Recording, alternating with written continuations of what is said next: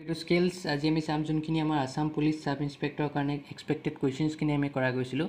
এইটো আমাৰ expected questions part 3 আহিলে চ' ডেট অফ এক্সাম আপোনাৰ 29/9/2020 লৈকে আছে ঠিক আছে চ' ষ্টাৰ্ট কৰোঁ ইয়াৰ আগত মই এক্সপেক্টেড কুৱেশ্যনছ পাৰ্ট 1 আৰু পাৰ্ট 2 কৰাই দিছোঁ আপোনালোকে প্লেলিষ্টত পাই যাব ঠিক আছে আৰু যদি আপোনালোকে ভাবিছে যে মই চিলেবাছ নিচিনাকৈ পঢ়িম মই চেপ্টাৰ ৱাইজ পঢ়িম যে গোটেই চেপ্টাৰৰ লিংকখিনি ডিছক্ৰিপশ্যনত আছে এপ্টিটিউড হওক মেথমেটিক্স হওক ৰিজনিং হওক গোটেই চেপ্টাৰৰ লিংকখিনি ডিছক্ৰিপশ্যনত আছে আপোনালোকে তাৰপৰা ভালকৈ ধুনীয়াকৈ প্ৰিপেৰেশ্যন কৰিব পাৰে ঠিক আছে তো ষ্টাৰ্ট কৰক ভিডিঅ'টো আৰু ভিডিঅ'টো শেষলৈকে চাব তেতিয়াহে আপোনালোকে ভালকৈ বুজি পাব তো ষ্টাৰ্ট কৰা হওক চ' ফাৰ্ষ্ট কুৱেশ্যন কি দি আছে pointing to Ketan Namrata said ত' কেতনলৈ পইণ্ট কৰি পেলাই নম্ৰতাই কৈছিলে he is the son of my father's only son how is Ketan's mother related to Namrata ঠিক আছে চ' এনেকুৱা অংকত কি বিচাৰিব লাগিব ফাৰ্ষ্ট মই আগতো কৈছোঁ যে এনেকুৱা অংকত আমি সদায় মাইটো বিচাৰিম ঠিক আছে মাইটো বিচাৰিম চ' ইয়াত কি কৈছে pointing to Ketan Namrata said কেতনলৈ point কৰি পেলাই নম্ৰতাই কৈ আছে কথাখিনি চ' এই মাইটো কি হ'ব নম্ৰতা হ'ব হয় নাই চ' নম্ৰতাছ ফাদাৰ্ছ অনলি ছন এইটো নম্ৰতা মই আঁকিলোঁ ইয়াত এইটো হ'ল নম্ৰতা ঠিক আছে নম্ৰতাছ ফাদাৰ মাই ফাদাৰ মানে নম্ৰতাছ ফাদাৰ আঁকিলোঁ আমি মেল কাৰ্ড আমি স্কুৱেৰ দিলোঁ ঠিক আছে নম্ৰতাছ ফাদাৰ এইটো হ'ল অনলি ছন ইয়াৰ অকলশৰীয়া ছন যদি আমি নম্বৰটো দতাৰ ধৰোঁ ইয়াৰ অকলশৰীয়া ছন কি হ'ব এইটো হ'ব মানে এইটো হ'ল আপোনাৰ নম্ৰতাছ ফাদাৰ্ছ অনলি ছন বুজি পালে ফাৰ্ষ্ট আমি কি আঁকিলোঁ মাইটো চালোঁ মাইটো চোৱাৰ পিছত আমি কি হ'ব মাইটো ঠাইত কি বহাম নম্ৰতা যোনে কৈ আছিলে কথাটো চ' নম্ৰতাছ ফাদাৰ অনলি ছন নম্ৰতাছ ফাদাৰ অনলি ছন হ'ব এইটো ঠিক আছে কাৰণ নম্ৰতা যদি আমি দতা বুলি ধৰোঁ তেতিয়া এইটো ছনটো অকলশৰীয়া ছন হ'ব এটাই ছন হ'ব এটাই ল'ৰা হ'ব চ' এইটো আমি নম্ৰতাছ ফাদাৰ্ছ অনলি ছন ঠিক আছে চ' আমি এতিয়া ইয়াত আছোঁ ইয়াত থাকোঁতে নেক্সট কি আছে ছন অফ মাই চ' ইয়াৰ ছন কি হ'ব ইয়াৰ ছন হ'ব তলত যাব মানে ইয়াৰ ছন তলত যাব এইটো হ'ল ইয়াৰ ছন বুজি পালে এতিয়া হি ইজ দ্য এই ছনটো কোন হয় এই ছনটো কেতন হ'ব কাৰণ কেতনলৈহে পইণ্ট কৰি পেলাই কৈ আছিলে বুজি পালে চ' এতিয়া ফাৰ্ষ্ট আকৌ আমি চাওঁ আহক ফাৰ্ষ্ট আমি কি বিচাৰিম মাইটো বিচাৰিম চ' মাইটো কি হ'ল নম্ৰতাছ ফাদাৰ অনলি ছন এইটো হ'ব হয় নাই নম্ৰতাৰ দেউতাকৰ ল'ৰাটো এটাই ল'ৰা আছে নম্ৰতাৰ দেউতাকৰ ল'ৰা এইটো হ'ল চ' নম্ৰতাৰ দেউতাকৰ ল'ৰা এইটো হ'লে আমি ইয়াত নম্ৰতাছ ফাদাৰ অনলি ছন ক'ত পালোঁ আমি এইটো পালোঁ তাৰপিছত কি আছে ছন অফ মাই চ' ইয়াৰ ছন কোন হ'ব ইয়াৰ ছন এইটো হ'ব হয় নাই এতিয়া ইয়াৰ ছনটো কি হ'ব হি ইজ দ্য মানে Ketan is the Ketan equal to son of my father's only son কোন হ'ব ইয়াত পালোঁ আমি তো এইটো কোন হ'ব এইটো কেতন হ'ব চ' কেতন এইটো হ'ল এতিয়া আমাৰ ৰিলেশ্যনটো ওলাব দিছে হাউ ইজ কেতনছ মাদাৰ কোন হ'ব এইটো কেতনছৰ ফাদাৰ হ'লে কেতনছৰ মাদাৰ কোন হ'ব ইয়াত আমি এইটো হ'ল কেতনছৰ mother how is Ketan's mother related to Namrata Ketan's mother কেনেকৈ ৰিলেট হৈ আছে নম্ৰতাৰ লগত টু নম্ৰতা আমি নম্ৰতা পৰা চাম ঠিক আছে ৰিলেটেড টু নম্ৰতা চ' নম্ৰতাৰ পৰা যদি আমি চাওঁ কি হ'ব নম্ৰতাৰ ভায়েকৰ বা ককায়েকৰ আপোনাৰ নম্ৰতাৰ ব্ৰাদাৰৰ ৱাইফ কি হ'ব ছিষ্টাৰ ইন ল হ'ব হয় নাই তো কি হ'ব আমাৰ ছিষ্টাৰ ইন ল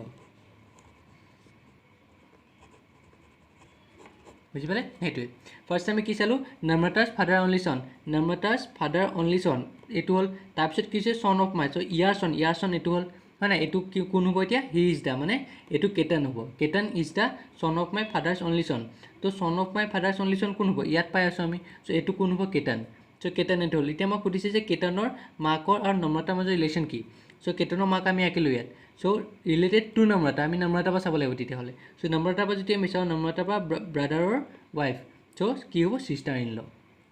বুজি পালে চ' নেক্সট কুৱেশ্যনটো চাওঁ কি দিয়া আছে if all the letters in the word powerful are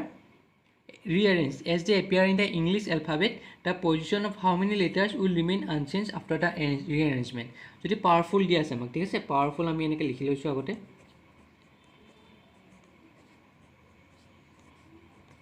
powerful লিখিলোঁ এতিয়া আমাক কৈছে যে যদি আমি ইংলিছ এলফাবেটৰ নিচিনাকৈ প্ৰত্যেকটোত বহাই যাওঁ তেতিয়া কোনটো একে চেঞ্জ নহ'ব মানে ইয়াত কি আছে POWER FULL তো এতিয়া আমাক ইংলিছ এলফাবেটৰ সময়ত প্ৰথম কি আহিব একেটাৰ ভিতৰত প্ৰথম ই আহিব হয় নাই চ' আমি ইটো ইয়াত বহাই দিলোঁ তাৰপিছত কি আহিব ইটো আমাৰ গ'ল তাৰপিছত কি আহিব এফ আহিলে চ' এফটো আমি ইয়াত বহাই দিলোঁ EF G আছেনে নাই H আছেনে নাই I আছেনে নাই J নাই K নাই L আছে ন L দুটা আছে চ' L দুটা আমি বহাইলোঁ M আছেনে নাই N নাই O আছে অ' বহাই দিলোঁ, অ' পিছত পি আছে বহাই দিলোঁ, ঠিক আছে। পি পিছত কি আছে, P Q R, LMNO P Q R ন, ক'ত গ'ল ৰ'ব, অঁ আৰ, কিবা এটা মিছ হৈ আছে নেকি আমাৰ, ই বহালোঁ, এফ বহালোঁ, এটা দুটা তিনিটা আছে ন, LMNO P Q R S T ন, কিউ আহিব, কিউ আছেনে নাই, আৰ আছে আছে, এছ আছেনে নাই, টি আছেনে নাই, ইউ আছে, আৰু লাষ্টত ডাব্লিউটো আছে, বুজি পালে। চ' এতিয়া আমাক কোনটো মিলিছে চাওক, চ' ইয়াত চাওক, ইয়াত আমাৰ এল এটা বেছি হৈ আছে, ঠিক আছে, পাৱাৰফুল এল এটা কম আহিব ইয়াত, এলটো কম আহিলে, ঠিক আছে, এলটো কম আহিলে। চ' এতিয়া আমি কি কৰিম চাওক, এইটো ভুল হ'ল, এল এটা বেছি হোৱাৰ কাৰণে। চ' ফাৰ্ষ্ট আমি কি কৰিম, আকৌ আমি চাম দেই। চ' ইটো আহিব ফাৰ্ষ্ট, এইকেইটা যেনেকৈ আমাৰ ABCD লিখোঁ তেনেকৈ আমি এৰেঞ্জ কৰিব লাগিব সৰুৰ পৰা ডাঙৰলৈ। চ' প্ৰথম ইয়াৰ মাজত একেবাৰে প্ৰথমটো কি আহিব, ই আহিব, তাৰপিছত কি আহিব, এফ আহিব, তাৰপিছত কি আহিব, EFGH নাই, IJ নাই, KL আছে ন, এইটো এলটো আহিলে, তলে তলে বহালোঁ, LMNOP আছে ন, চ' OP আহিলে, QR আছে, STU আহিব হয় নাই, ইউ, তাৰপিছত লাষ্টত ডাব্লিউ। চ' এতিয়া চাওক, এই ইউ আৰু ইউ পজিশ্যনটো চেঞ্জ হোৱা নাই, বাকী চবৰে আপোনাৰ পজিশ্যন চেঞ্জ হৈছে, পি ঠাইত ই আহিছে, অ' ঠাইত এফ আহিছে, তেনেকৈ আমাৰ এই ইউ আৰু ইউ পজিশ্যনটো আমাৰ চেঞ্জ হোৱা নাই। চ' এতিয়া আমি কি লিখিব পাৰোঁ, যে কেইটা এৰেঞ্জমেণ্ট আছে যোনটো ৰিমেইন আনচেঞ্জ হ'ব, চ' এটা, বুজি পালে, সেইটোৱে যে এইটো ৱৰ্ডৰ মাজত আৰু যোনটো আমি এলফাবেটত লিখোঁ এই ৱৰ্ডটোৰ মাজত এই পজিশ্যনটো একেই হৈ আছে, ইউ আৰু ইউ, চ' সেইকাৰণে এটা হ'ব, যদি দুটা থাকে তেতিয়া আমি দুটা লিখিলোঁ হয়, ঠিক আছে। চ' নেক্সট কুৱেশ্যনটো চাওঁ কি দিয়া আছে, what fraction of 4/7 must be added to itself to make the sum 1/14? চ' এতিয়া আমাক সুধিছে যে কি ফ্ৰেকশ্যন 4/7 কি ফ্ৰেকশ্যন আমি এড কৰিম সেই নাম্বাৰটোৰ লগতে টু মেক দ্য চাম 1/14। আমি যদি 4/7 P/Q ফ্ৰেকশ্যনটো এড কৰোঁ, বুজি পালে নাই, মানে late P/Q fraction of 4/7 is added to itself to make the sum 1/14 হ'ল। মানে আমি 4/7 P/Q ভাগ এটা এড কৰিছোঁ, যেনেকৈ এতিয়া চাওক, এইটো what fraction of 4/7 must be added to itself to make the sum 1/14। মই জাষ্ট লৈ লৈছোঁ যে কি ফ্ৰেকশ্যনৰ ঠাইত মই P/Q লৈছোঁ, P/Q fraction of 4/7 is added to itself to make the sum 1/14। এইটো আমি যদি ইকুৱেশ্যনত চল্ভ কৰোঁ কেনেকৈ কৰিম, P/Q আহিলে, P/Q ফ্ৰেকশ্যন অফ ইনটু হ'ল 4/7 হয় নাই, ইজ এডেড প্লাছ কৰিলোঁ, কাৰ লগত প্লাছ কৰিলোঁ, টু ইটসেল্ফ মানে এই 4/7 কথা কৈ আছে, 7 টু মেক দ্য চাম, এই চামটো এই প্লাছটো কিমান পাম আমি 1/14, বুজি পালে। যে 4/7 আমি P/Q ভাগ এটা আকৌ 4/7 লগত প্লাছ কৰিছোঁ, তেতিয়া আমি কিমান পাম এইটো পাম। সেইটো আমাক সুধিছে যে 4/7 কি ভাগ আমি 4/7 লগতে যদি প্লাছ কৰোঁ তেতিয়া আমি এইটো পাম, ঠিক আছে। চ' আমি P/Q ভেলুটো ওলালে হ'ল। এতিয়া P/Q ইনটু 4/7 সেইটো ইফালে লৈ গ'লোঁ, এইটো কি হ'ব 15/14 হ'ব হয় নাই। চ' প্লাছ 4/7 ইফালে গ'লে মাইনাছ 4/7 হ'ল। চ' P/Q into 4/7 equal to 14 LCM ল'লে কি হ'ব 15 মাইনাছ 7 2 14, 2 × 4 8, এইটো কিমান পাম 7/14 হ'ল। এতিয়া এইটো P/Q লগত এইটো মাল্টিপ্লাই আছে, ইফালে গ'লে কি হ'ব ডিভাইড হৈ যাব, P/Q গ'লে কিমান পাম আমি 7/14 আছিলে ওপৰত, তলত গুচি যাব 4/7 হ'ল। এইটো এতিয়া কেনেকৈ হ'ব, এই নিউমাৰেটৰটো একেই থাকিব, খালি মাল্টিপ্লাই এটা আহিব, এইটো আপোনাৰ তলৰ যোনটো আছে এইটো উল্টা হৈ যাব 7/4। চ' কি হ'ব এতিয়া 7 2 14 কিমান হ'ল 7/8। চ' কি ফ্ৰেকশ্যন আমি এড কৰিলোঁ এতিয়া 7/8, বুজি পালে। সেইটোৱে চিম্পল আছিলে, বুজিছে। খালি আপোনাৰ এই কুৱেশ্যনটো ভালকৈ বুজিব। যদি আমাক সুধিছে যে 4/7 কি ভাগটো আমি এড কৰিম 1/4/7 লগতে ইটসেল্ফৰ লগতে আমি যাতে আমি সামটো সেই দুটা প্লাছ কৰিলে আমি 1/14 পাওঁ সো 7/8 হ'ব ঠিক আছে সো আমাৰ আনসাৰটো কিবা 7/8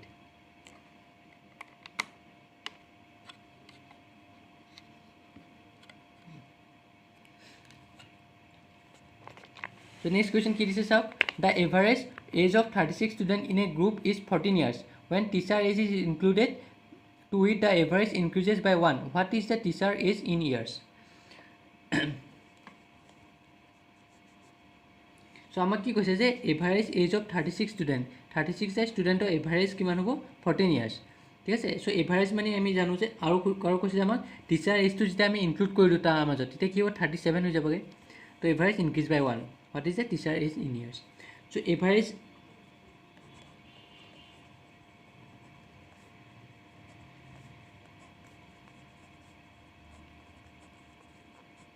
কিমান হ'ব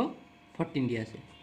average age of 36 student 14 years ঠিক আছে তো average age of 36 student মই কেনেকৈ লিখিব পাৰোঁ formula sum of age of 36 student divide by কিমান হ'ব 36 টা ষ্টুডেণ্ট আছে সো 36 হ'ব ইকুৱেল টু 14 পালোঁ হ'ল এতিয়া এইটো আমি কি পাম sum of age of 36 student equal to 14 into 36 এইটো পালোঁ হয় নাই সো এইটো পালোঁ আমি এইটো সলভ কৰিলে কিমান 36 into 14 কৰি দিয়ক 6 4 24 4 2 carry 14 হ'ল 6 36 so 4 10 4 404 oh এটা কিমান 504 sorry 504 হ'ল এতিয়া আমি এইখিনি পালোঁ এতিয়া আমাক কৈছে যে যেতিয়া আমি টিচাৰ এজটো ইনক্লুড কৰিলোঁ তেতিয়া এভাৰেজটো ইনক্ৰিজ বাই 1 হ'ব ঠিক আছে টিচাৰ এজটো যেতিয়া আমি ইনক্লুড কৰোঁ তেতিয়া টিচাৰ এজটো যেতিয়া আমি ইনক্লুড কৰোঁ কেইটা হ'ব 37টা হ'ব এটা ইনক্লুড কৰিলোঁ সো কি হ'ব তেতিয়াহ'লে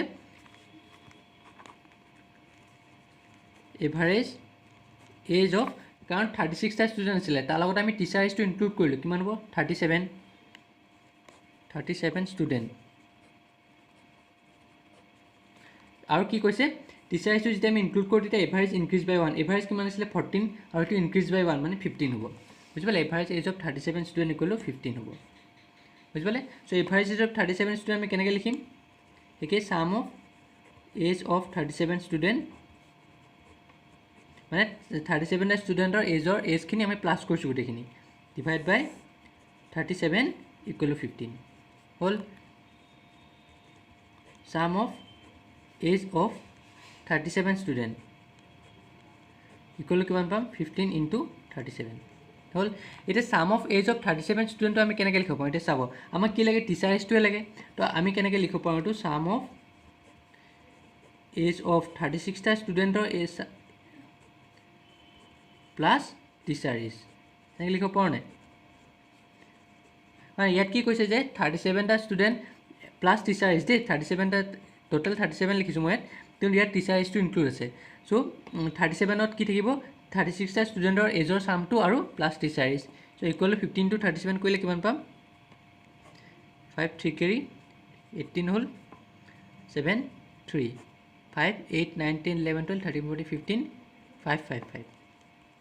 হ'ল এতিয়া sum of age of 36 student আমি কিমান ওলাইছিলে এইটো ওলাই থৈছিলোঁ হয়নে sum of age of 36 student 504 so' এইটো আমি ইয়াত 504 লিখিলোঁ plus teacher age equal to 555 so' teacher age equal to কিমান হ'ব 555 minus 504 151 years বুজি পালে এইটো মই জাষ্ট আপোনালোকক বুজাবলৈ ইমান লেণ্ডি কৰিছোঁ ঠিক আছে এইটো আপোনাৰ ইমান লেণ্ডি নহয় আচলতে যদি আপুনি প্ৰেক্টিছ কৰে আপুনি ডাইৰেক্ট আধাখিনি অংক আধাখিনি আপুনি স্কিপে কৰিব আধাতকৈ বেছি 70% আপুনি স্কিপে কৰিব পাৰিব কাৰণ ৰাফলিহে কৰিব আপুনি মই জাষ্ট আপোনালোকক বুজাবলৈ ধুনীয়াকৈ প্ৰচেছটো বুজাই দিছোঁ কেনেকৈ কৰিব লাগে চ' 51 years হ'ব আমাৰ এনচাৰটো বুজি পালে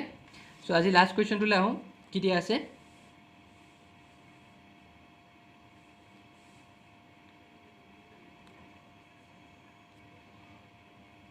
1 by 1 plus 2 by 3 plus 2 by 3 plus 8 by 9 minus 1 by 3 so এইটো আমাৰ উলিয়াব লাগিব ঠিক আছে so এইটো আমি আগতে লিখি লৈছোঁ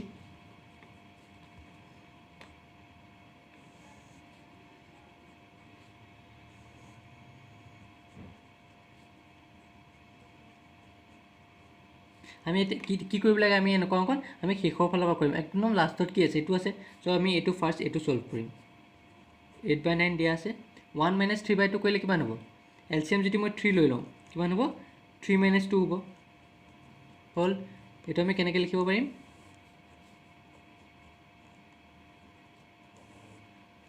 2/3 1 + 2/3 + 8/9 3 - 2 1/3 হ'ল 1 + 2/3 1 + 2/3 এতিয়া এইটো কেনেকৈ লিখিম 8/9/1/3 আছে হয় নাই 8/9/1/3 চ' এইটো কি হয় এই নিউমেৰেটৰটো একেই থাকি যাব বাকী তলৰটো উল্টা হৈ যাব 1/3 আছিলে 3 হৈ গ'ল চ' 3 যায় ত' 8/3 লিখিব পাৰিম এইটো প্লাছ 8/3 হ'ল এতিয়া আমি 3টো এলচিএম লৈ ল'লে কি হ'ব 1 + 2/3টো এনেকৈ থাকিলে এতিয়া 3টো মই এলচিএম লৈ ল'লোঁ 3টো যেতিয়া মই এলচিএম লওঁ ইয়াৰ তলত 1 এটা আছিলে 1 3 × 3 3 × 1 3 বাকী 3 1 × 3 1 × 2 2 + 3 1 × 3 1 × 8 8 হ'ল বুজি পালে চ' এইটো আমি কেনেকৈ লিখিব পাৰোঁ এতিয়া 1 1 + 2/3 তলত কি হ'ব 8 9 10 13/3 হ'ল এতিয়া এইটো কেনেকৈ লিখিম 2/3/13/3 2/3/13/3 চ' কি হ'ব নিউমেৰেটৰটো একেই থাকিব ওপৰটো বাকী তলৰটো উল্টা হৈ যাব 3/13 2/13 পালোঁ হ'ল কি হ'ব এতিয়া 1 1 + এইটো কিমান হ'ব 2/13 হ'ল 2/13 পাই আছোঁ হয়নে চ' এতিয়া এইটো আমি এলচিএম লৈ লওঁ কি হ'ব 1 + 13 যদি মই এলচিএম লওঁ 1 13 × 13 তলত 1 আছে 1 13 × 13 13 × 1 13 + 2 চ' কিমান পালোঁ 1/15/13 চ' এতিয়া এইটো কি হ'ব ওপৰ নিউমেৰেটৰটো একে থাকি যাব এইটো উল্টা হৈ যাব 13/15 হৈ যাব চ' কিমান পালোঁ = 13/15 বুজি পালে এনেকুৱা অংকত সদায় আপুনি শেষৰ পৰা কৰিব একদম লাষ্টত যি দিয়া আছে ইয়াৰ তলত যদি আৰু এটা দিয়া থাকে আমি সেইটোৰ পৰা কৰিম শেষৰটোৰ পৰা কৰিম ঠিক আছে তো আজি ইয়াতে এৰিছোঁ চ' এক্সপেক্টেড কুৱেশ্যনছ আৰম্ভ কৰাম যিমান 19লৈকে মই হৈয়ে থাকিব ক্লাছেছ চ' ভালকৈ আপোনালোকে প্ৰেক্টিছ কৰি থাকক কাৰণ এক্সামটো 20ত আছে 19লৈকে মই এক্সপেক্টেড কুৱেশ্যনছ এপ্টিটিউড ৰিজনিং যিখিনি পাওঁ যিমানখিনি পাওঁ মোক গোটেইখিনি আপোনালোকক চেষ্টা কৰিম দিবলৈ চ' আৰু মোৰ চেনেলটো লাইক ছাবস্ক্ৰাইব আৰু শ্বেয়াৰ কৰিবলৈ নাপাহৰিব আৰু বেল আইকনটো ক্লিক কৰক যাতে মই যেতিয়া নতুন ভিডিঅ' আপলোড দিওঁ আপোনাক ন'টিফিকেশ্যন পাই যায় চ' থেংকছ এ লট